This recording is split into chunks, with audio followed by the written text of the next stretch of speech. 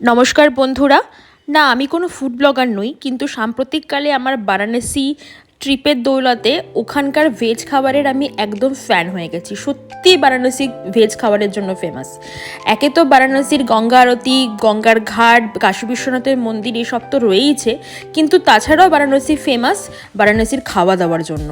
প্রথম পর্বে আমি দেখিয়েছিলাম বারাণসীর অন্নপূর্ণা মন্দির সহ বিভিন্ন জায়গায় খাওয়ার। এই পর্বে আমি দেখাবো রামনগর ফোর্টের শিবপ্রসাদের লস্যি। রামনগর ফোর্টের ঠিক উল্টো দিকে এই লস্যির বিশেষত্ব হলো লস্যির ওপরে মালাইটা দেওয়া থাকে। এটা সত্যিই খেতে খুব ভালো, এটা কেউ মিস করবেন না। এরপর গধুলিয়া চকে ঘুরতে ঘুরতে বিভিন্ন ধরনের খাবার আমরা টেস্ট করেছিলাম। যেমন গধুলিয়া চকের মন্দিরের ঠিক উল্টো দিকে একটা চা খেয়েছিলাম চায়ের দোকানে, দুধ চা হিসেবে ভীষণই ভালো, এবং বাঙালিরা তো চা প্রেমিক হয়।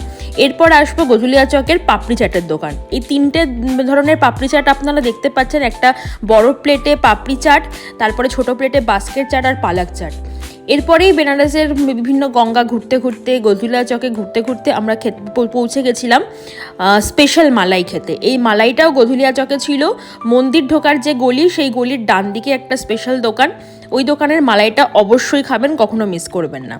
তো এই ভিডিওতে আমি দেখালাম বেনারসের বাকি বিভিন্ন খাবার। আপনাদের কেমন লাগলো আপনারা অবশ্যই